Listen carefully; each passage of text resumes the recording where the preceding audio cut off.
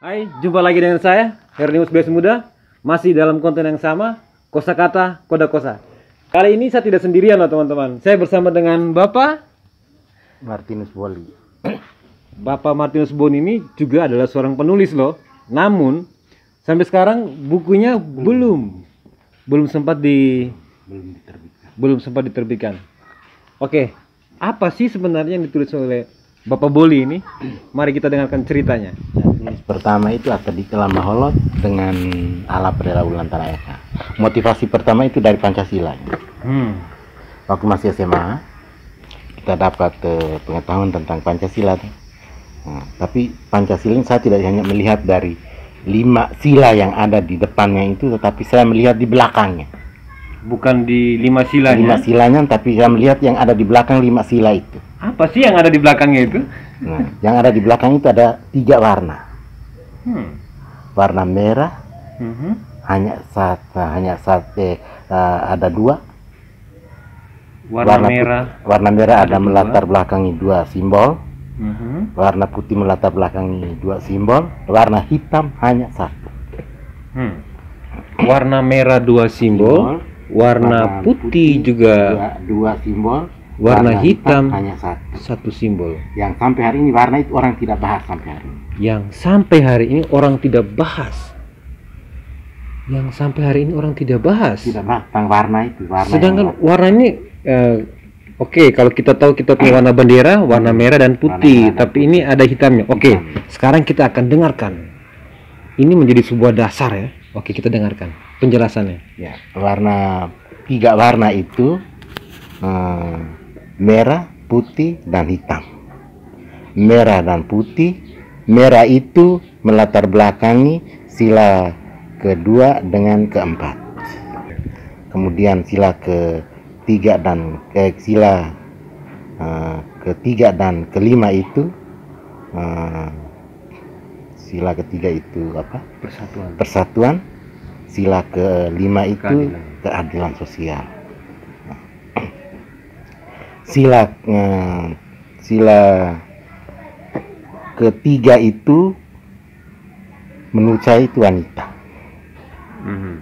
putih.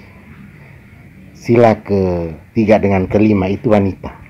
Sila yang ke-2 dan ke-4 itu laki-laki, Yang warna merah, jantan. Karena warna merah itu jantan, berani. Nah, sedangkan putih itu suci, murni, lemah lembut. Nah, sehingga dia mewakili yang feminin, yang perempuan.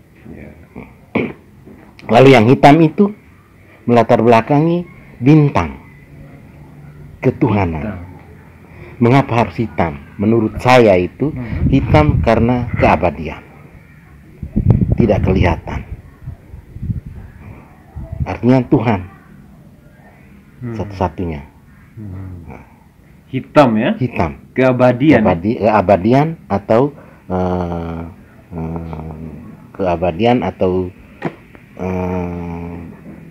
tidak kelihatan. Yang tidak kelihatan. Dari situ saya tamat SMA, saya mulai cakar-cakar. Saya cakar-cakar untuk mengejar yang hitam ini. Saya mulai merumuskan itu tadi kelam holot dengan Ala Perera Bulan Tanah Ikan tadi. Jadi hanya ada 3. Jadi dasarnya menurut saya hanya ada 3 dasar. Manusia dengan Tuhan, dan manusia dengan Tuhan satu, rakyat adil. Manusia, Tuhan dan manusia satu, rakyat adil. Tuhan dan manusia satu, rakyat adil. Ya, itu rumusan dari bahasa Indonesia. Nah, tapi dari pemikiran saya tentang orang lama holot ini, manusia dengan Tuhan itu, Tuhan pertama menciptakan manusia. Manusia itu tentu laki dan perempuan. Lalu laki dan perempuan kawin-mawin menciptakan rakyat. Menciptakan rakyat, banyak anak yang itu yang rakyat. Lalu dari situ baru saya mulai pikir bahwa kalau begitu mesti ada satu tulisan ini. Jadi saya mulai merenungkan Atadi Kelam Holot dengan ala Perera Ulantana Eka. Nah, sampai menemukan Tuhan ini bagaimana prosesnya. Pemikiran saya bahwa manusia itu berkembang dari yang sederhana sampai pada yang sempurna. Dahulu kala pasti kita punya nenek moyang itu tidak langsung menemukan Tuhan. Mereka mulai dari menyembah berhala, menyembah batu, menyembah pohon besar segala macam. Tetapi itu startnya dari pemikiran mereka. Oke. Kata berhala ini ya. Tapi mungkin itu tadi dikatakan dimulai start dari pemikiran mereka ya. Yang artinya mungkin belum bisa kita katakan itu adalah berhala. Oke, lanjutkan. Start dari pemikiran mereka bahwa mereka berusaha untuk menemukan ada sesuatu yang ada di luar dari mereka. Karena itu mereka mulai pertama menyembah batu. Menyembah batu karena memang manusia awal-awalnya itu tidak mungkin hidup di bawah rumah, di gua-gua batu. Setelah pada zaman tertentu datanglah ular apa segala macam itu juga berlindung di bawah batu, akhirnya mereka terusik. Lalu mereka pun berpindah. Mereka berpindah, akhirnya mereka berpindah ke atas pohon. Mereka berpindah ke atas pohon, lalu dari pohon itu mereka mulai menyembah pohon karena mereka menganggap bahwa mereka terusik oleh binatang, tapi mereka selamat karena pohon. Maka mereka bersyukur kepada pohon itu.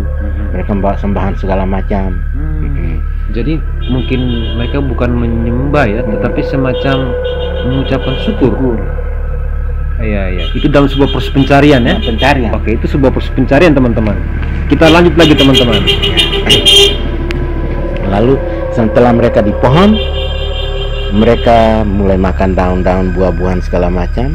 Dari situ mereka bersyukur kepada pohon besar. Tapi kemudian ada zaman tertentu pohon itu juga tumbang, hancur. Angin besar segala macam, dia bisa patah segala macam. Akhirnya mereka kehilangan tempat tinggal. Lalu mereka mulai berpindah. Pindah kemana? Mereka akhirnya potong dahan pohon, lalu mereka tanam. Mereka tanam, lalu di atas dahan pohon itu mereka taruh itu daun-daun lontar, koliin. Dulu tidak ada kelapa. Dulu tidak ada kelapa. Tidak ada kelapa. Di sini juga tidak ada kelapa. Kelapa ini baru datang dari Ambon kemarin kok. Berarti di Lama Holot ini dulu tidak ada kelapa. Datang di Lama Holot ini, datang di Koli baru ke sini. Orang merantau di Maluku dulu. Oke, lanjut. Lalu mereka bikin 4 tiang, kemudian pasang itu atap dari daun koli lontar tadi. Daun lontar tadi itu yang peristiwa dinamakan Hapeng Kedeh. Hapeng Kedeh. Peristiwa Hapeng Kedeh itu rumah yang paling perdana, rumah yang paling pertama itu. Hapeng Kedeh itu apa ya? Hapeng Kedeh itu koli yang kering, daun koli yang kering itu. Untuk perlindungan mereka atap daun koli yang kering itu di atas. Hapeng itu artinya gantung.